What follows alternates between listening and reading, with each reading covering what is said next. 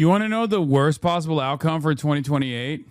Tucker Carlson runs on an anti-Israel platform in 2028, and the Democrats put forward a pro-liberal Zionist, pro-defending America's military might candidate. Tucker Carlson wins by Ronald Reagan numbers, not only by winning over the MAGA crowd, which he has complete control over, in my opinion, but also on top of that, a lot of independents and maybe even some liberals. The Democratic Party is done. The next wave of fascism is here. Like the more accelerated version of fascism is here. He actually does, unironically, put the mass deportations regime in place. That's what I'm afraid of. He says he's running against me for president. I almost want to run for president just to debate Ted Cruz, because I think it would go about the way it went last time. And for my part, I deeply enjoyed it, which is why I've never tweeted about it. For Ted Cruz. Tucker Carlson versus Gavin Newsom is unlimited Tucker Carlson victory, by the way. Like, I'm letting you know right now, everyone's going to be like, but what about trans people? Okay, they're going to be like, but Gavin Newsom is like pro-gay. Gavin Newsom will signal that he's like also in favor of, limiting the pro-trans sentiment from his side because he wants to appeal to the mythical moderate center. Oof. Tucker Carlson's like, you're Israel first. You're an attack dog. You're a lapdog for Israel. I can't even tell what your positions are. One day you say Israel's an apartheid. You get a boss call from all of the Israel lobbyists. And next day you come out and you say, actually, Israel's not an apartheid. Americans need someone who actually can stand on moral principles. And as a Christian, I think genocide is unconscionable. What's going on? You see, Tucker, you're being quite anti-Semitic. No, I love Jews. I love Jews. I can't stand what Israel has done to my Jewish friends. What's going on? Ronald Reagan victory condition, okay? Spoiler alert. Gavin Newsom doesn't win that battle. Tucker Carlson wins that battle. Everybody knows the only reason we're having this war is because Israel wants it. This is their last chance, they believe. This presidency is the last presidency where they're going to have unequivocal bipartisan support.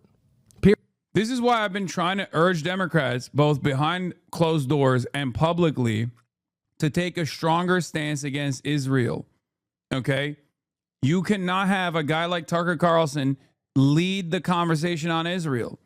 The Democrats, as a national party, have to universally oppose Israel.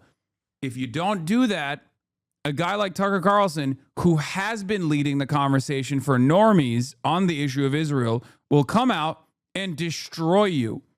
You can't play catch up by the time the election comes around where you're like, oh, well, we also want to do defensive weapons to Israel, but no offensive weapons. No, you'll lose. You'll lose. 100%. Whoever is first to market with a convincing and earnest anti-Israel position will win. It does not matter how much AIPAC is spending right now. Even Nita Allam is a great example of this. A short-lived campaign that came out of nowhere, okay, was almost capable of taking out a multiple-term incumbent, Valerie Foushee, that was getting the backing from every party instrument, and also on top of that was getting getting support from AIPAC subsidiaries too. And yeah, I do think a lot of it pains me to say this, but I think a lot of leftists would vote for Tucker Carlson over Gavin Newsom. Yes. I think a lot of normies would vote for Tucker Carlson over Gavin Newsom. 100%. Yeah. I'm fearful of this reality. Period. You can't make Tucker Carlson be the convincing anti-Israel guy. This takes time. Democrats are already losing this battle. Every Thomas Massey, and there's a whole army of them coming at some point because everyone can see what's going on. And you can shut down X, and you can shut down the internet. You can be like Great Britain and arrest people who protest Israel, but attitudes are not going to revert to what they were 5 years ago. Sorry. And they know this. So this is their last chance. He's right, by the way. He is completely right on this. The real issue here is that Tucker is the one saying it. Why aren't Democrats the ones saying it? Why are Democrats running away from other Democrat adjacent content creators who are saying it? People like myself. Think. You need to lean into this. This is where the base is across the board. You're never going to win the evangelical right that has unlimited appetite for death and destruction over there and love Israel. Okay? If you listen to AIPAC lobbyists, if you listen to pro-Israel lobbyists and people with a tremendous amount of influence capabilities that are constantly making phone calls anytime a Democrat says anything about Israel, so then you have to like manage your rhetoric around this issue in a way that doesn't offend these psychos, you are giving ground to a right-wing populist, just like Donald Trump did initially.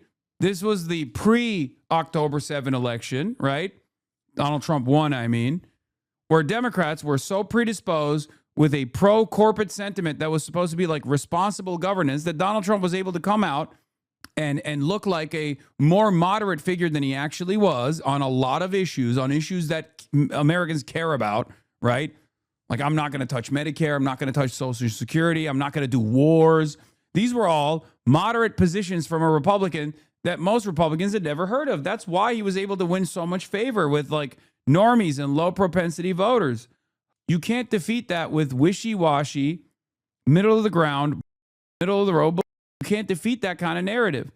You only allow your opposition to lie about their positions if you are not making a convincing argument. If you're not even interested in making a convincing argument, if you're not even interested in hearing why they are popular. This is why Kamala Harris lost. And this is precisely why, if Tucker Carlson actually runs for office, he will come out of that primary the victor, 100%, and he will defeat the overwhelming majority of Democrats right now as they stand. And yes, that even includes like, you know, left flank Democrats as well, unless they dramatically change their the way that they communicate about these issues. Specifically, you know, be unshakable, be more convincing in your advocacy. Don't do this like wishy-washy What's so amazing is that Israel, which at least is acting in what it perceives to be its own national interest, is joined by its shills in the United States, of course. But really, its only other ally in this is the American news media, whose job it is to tell you the truth and inform you as to what's happening, to tell you, hey, wake up. The world could be changing, and it's going to affect you and your family. That's their job. And instead, they've been lulling you to sleep with the same variety of transparent lies and propaganda. Yeah. Who's fighting harder against this war, Tucker Carlson or Chuck Schumer and Hakeem Jeffries? Not close, right? It's embarrassing to have Democratic leaders outflanked on the anti-war position by some on the right. Democratic leaders are pathetic, controlled opposition, useless, right? And there's truth to what Jank is saying, but there's also truth to what Edgar Momentum is saying. So are you going to ever mention that there's absolutely no anti-war constituency whatsoever among the MAGA right? Or are we just going to play dolls with influencers and TV hosts forever? To which I responded with, I think about this a lot. Tucker's platform is large, and I always assumed it was MAGA. But 85% of MAGA loves the Iran war. Does this mean that independents and Dems are watching Tucker now? Is MAGA still watching him and just simply disagreeing? Matthew Hasan says, I know lots of normies who watch Tucker now for his anti-war, anti-Israel content, which is true. I see it too. I'll get on a plane sometimes, and the mother sitting next to me is watching Tucker Carlson. Now, of course, I'm sitting in business, so maybe that's the reason, but it's still crazy that I'm just seeing it out in the wild, right? I don't see Tucker as a realistic populist candidate for the right in 2028, just neocons and losers and probably after Trump. Tucker Carlson is the only path for salvation for the right. Maybe J.D. Vance might have a shot at it, but much more limited shot at it. Tucker Carlson is the true spiritual successor of the MAGA movement. He is the only one who is capable of carrying the base. I've said that for the last decade almost, okay? I've been saying that nonstop. I've been warning about Tucker Carlson since 2016. He is one of the most dangerous right-wing figures in this country. J.D. Vance is awfully quiet lately. That's because he has ambitions for 2028, and he knows to shut the up right now Because if he was held responsible for what's going on right now, there's a horrifying reality for his prospects, for his 2028 prospects.